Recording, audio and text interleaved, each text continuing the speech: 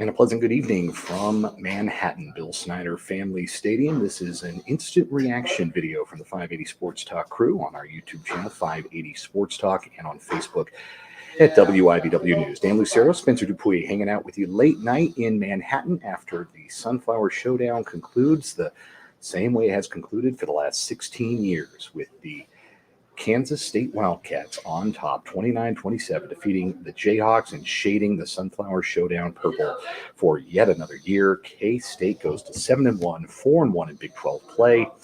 KU drops to 2-6. They will have to win out for bowl eligibility. They are 1-4 in the Big 12. And Spencer, let's start with the losing side tonight. Let's start with the Jayhawks. You were in the press conference. Yeah, you were in the press conference with Lance Leipold, and I have to imagine that was a defeated and disappointing press conference because KU, for the second straight year, had chance after chance to win this football game, and they could not bring it home. They've got the ball and the lead with 4 minutes left. All they've got to do is pick up a couple of first downs, and the losing streak is over, and their bowl eligibility drive might be back on. Jalen Daniels fumbles, and that's how their final drive of the night ended too, after Chris Tennant's go-ahead field goal with 1:42 to play. But that's kind of been the story of their season, finding ways to lose. Yeah, it really was, and down there it was definitely kind of a very sad post-game press conference room. Coach Leipold, was quick to say, you don't want to take a moral victory, but we can tell things are getting closer. We're getting there as a program to where they want to be. And, the same kind of echoing from the players on that one. And I just think it's you got to build to somewhere. But it seems like this year the bugaboo's been the lead going into the fourth quarter and continued tonight. Yeah, that's unbelievable that this team now has led 7 times in 8 games in the fourth quarter. At some point they've had a lead. And 5 of those times they've let it get away. And again, it gets to the point where that becomes your identity. That becomes who you are. It gets to the point where you're waiting to lose more than you're expecting to win. And I think when you add the fact that that's been the story of this rivalry now for 16 years, it sort of becomes what you expect to see. And the talent is not in question for KU. I thought Jalen Daniels again showed his toughness tonight, even though he did have 3 critical turnovers. Well, 2. The fumble out of bounds was a turnover on downs at the very end. Devin Neal is obviously great. Only 18 touches offensively tonight. Maybe there should have been more. There's talent, obviously, at the skill positions.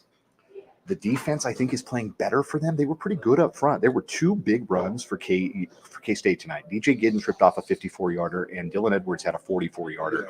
Other than those 2 runs, K-State was held to less than 4 yards per carry. It's an improved defensive front. They're getting better.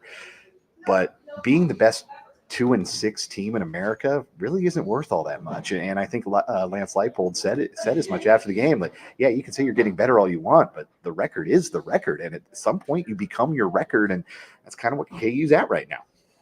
Yeah. And, it is like these players are still going to go and fight, right, every week in and week out. Todd was in there for, 2 of the players.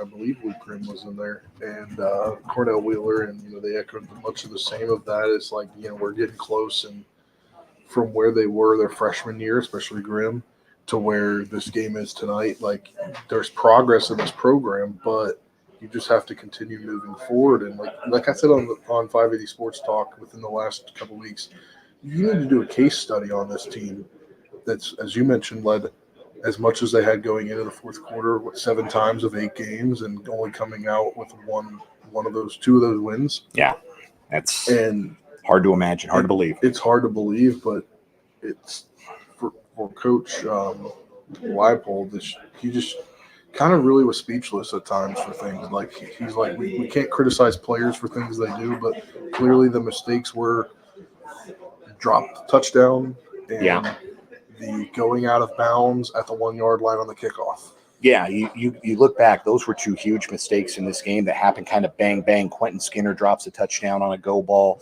KU ends up not scoring on that possession. K-State goes down. Instead of trailing 14-0, K-State is able to go down, tie the game, and then Jameel Croft fields a kickoff and goes out of bounds at the 1-yard line. One of those baffling plays you'll see this or any year in college football, and a safety on the next play. And then K-State gets the ball after the free kick, and they go down and score again. 16 points in 4 minutes flipped a game that was feeling pretty good for KU at the time. And those critical errors. Now, look, K-State made some critical errors as well. Avery Johnson flat out dropping a ball for a fumble that cost K-State some points. They were in scoring range just outside the red zone. Will Ancio dropped what would have been a go-ahead touchdown early in the fourth quarter with K-State down by 4, forced him to kick a field goal and left the game kind of in limbo from there. So both teams certainly made critical mistakes, but for KU this year, it's been about they've made one more mistake. They have found a way to lose. And unfortunately, that does kind of become your identity the more you do it. And now KU has to win out for bowl eligibility. And their next 2 games are against Iowa State at Arrowhead and at BYU. So they have to win both of those against the 2 unbeatens in this conference. Now, they do get a bye week to lick their wounds. That's important. But I mean, essentially, you're playing two road games because of how Iowa State travels. Yeah, you might be in a situation where there's more Cyclone red and gold than there is KU blue and red at Arrowhead in 2 weeks. That's very possible, given the way the seasons have unfolded for both teams. Yeah, I mean, we saw the way Iowa State traveled to the Big 12 tournament every year. So why not? It's a bigger game, bigger stage. I feel like for them, like football season wise, where they are right now as a program, Iowa State. Yeah. So why not make the trip? So that's the KU half of it. Meanwhile, K-State is the team that found the way to win tonight and has found a way to win now 16 times. The band director, Frank Trace, after the game says now the streak has a driver's license for the Wildcats. It is 16 years in a row that K-State has won this game. And just as KU's identity has been about finding ways to lose, KU now is a team that finds ways to win. They did it against Colorado, rallying late a few weeks back on the road. Here they do it at home, and it wasn't pretty. When they get the ball back after that Jalen Daniels fumble with about 3.5 minutes, they really controlled how the game would end. They were 2nd and 8 from the KU 33. They run out of bounds, and they throw an incomplete pass. And all of a sudden, they got to bring Chris Tennant out for what would have been a career-high tying 51-yard field goal. But the kid drilled it. And give Chris Tennant a ton of credit. He is a kid who really struggled at times last season, but has really grown and become much more consistent this year. And Chris Kleiman after the game said he had zero doubt that kick was going in. He had no doubt and all the confidence in the world in his kicker, Chris Tennant, even in the pressure situation, to go and tie a career long, that 51-yard field goal, and it was good right off the boot.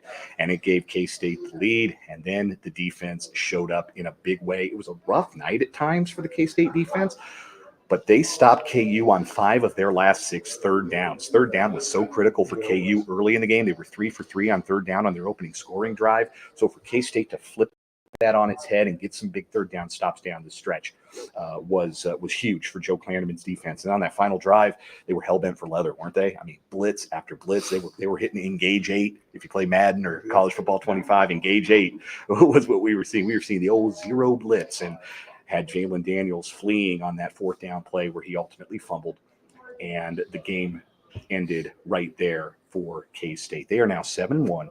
They are 4-1 in the league. Now, they control their own destiny. You know, they went out and they beat Iowa State in Ames in the final week. They're going to Arlington. So they still control their own destiny, and they do it because just as KU has found ways to lose this year, K-State just finds ways to win. Yeah, they do. And, you know, I think one of the biggest discrepancies in the game tonight is the teams on third down, right? KU, 8 of 13 on third down. K-State, 6 of 15. But 1 of 2 on 4th down. So they converted 1 4th down while KU didn't convert a 4th down. I think that's huge in this game tonight, obviously. They had problems of their own, missing a touchdown catch in the end zone as well. But when push came to shove, they made things happen tonight. And that swing on the safety in the second quarter, I think, was a big key tonight. It was critical. It gave them not just a lead, but some breathing room. And they played out front for the better part of the game. But after they scored the touchdown on that first drive of the third quarter, they didn't find the end zone again, which was kind of mind-blowing considering the way the game was going at that point. You kind of felt like, how is K-State going to be stopped? Well, they kind of stopped themselves at times. They had some misses on third down. Avery Johnson took a terrible sack on a drive that very realistically could have cost K-State the game before the first Daniels fumble, when he took that sack on that 2nd down, turned it into 3rd and a mile, and K-State couldn't convert the 4th and 12 that ensued. I thought that might have been the ball game. That was a huge mistake by Avery Johnson in a game where he made a couple of pivotal ones. But again, their defense gave him the opportunity, and the offense able to make it work. They got the yardage they needed to get. They set Tennant up in a situation where he had the leg to try and put the team ahead, and that's exactly what they did. Avery Johnson tonight got loose as a runner. He did. They got him back to it. I mean, they didn't go to it once last week, and tonight he carried the ball for 14 times, 67 yards and a score. Yeah, and a touchdown, a lot of designed runs, and that's what we really haven't seen for the better part of this season from the K-State offense is the designed quarterback run, and you see how effective it can be. Maybe not the big play off of it tonight, but we certainly saw some plays that were effective, some scrambles that were effective from him, some quarterback designed runs that extended drives, get 7 on a 3rd and 6, get 9 on a 3rd and 8. That's the kind of thing that makes this offense really, really tough to start. Or stop rather when it's at its best is getting a guy like Avery Johnson involved in that running game. It was tough sledding by and large for DJ Giddens. He had the one big run for 54 yards. Other than that, 48 yards on 17 carries. So for 2 weeks in a row, Giddens has been bottled up. Teams have really loaded the box against DJ Giddens and made it tough for him to get established, which makes Johnson's reemergence as a running threat all the more important to really make this offense work. And he had a pretty good night throwing the ball, 19 of 34, 253, 2 touchdowns, both of them coming to tight ends. Yeah. That didn't feel like a coincidence with a certain Lincoln Cure in the crowd tonight, did it? No, did not. 10 touchdowns, 10 touchdowns to tight ends this year. That doesn't feel like a coincidence with the number 1 tight end in America committed to your program for next year. I'm just saying. Yeah. So, great game for Avery, as Vance pointed out in the YouTube comment. It's just his 9th career start, and you see his toughness, his mettle. He doesn't let mistakes affect him. He's ready to move on to the next play. He made some good throws tonight, made some good decisions. Obviously had the bad fumble. Obviously took the bad sack. He's a sophomore, and it's only his 9th career start, but you see the growth game over game from Avery Johnson, and now he's 1-0 in the Sunflower Showdown, and K-State is 16-0 in the last 16 years in this game. It keeps getting closer. KU for the 2nd straight year will rue this one. Will really feel like it had every opportunity to win, and it slipped through their fingers. But again, it's Kansas State, whose dreams of a Big 12 championship game appearance live on. They go to 7-1, 4-1 in the Big 12. KU drops to 2-6, 1-4 in the league, and the Jayhawks have to win the remainder of their games just to go to a bowl. So every game from here on out for KU is really kind of a postseason feel. We'll have a lot more to say about this game on Monday's edition of 580 Sports Talk. We hope you'll join us for that from 3 to 6 Central Time on 580 WIBW, FM 104.9, and of course on these same video channels, 580 Sports Talk on YouTube and WIBW News on Facebook. It's a late night. We've got to drive. We're going to go home. For Spencer Dupuis, I'm Dan Lucero. Thanks for hanging out with us tonight on this Sunflower Showdown Instant Reaction, and join us Monday on 580 Sports Talk. Good night from Bill Snyder Family Stadium.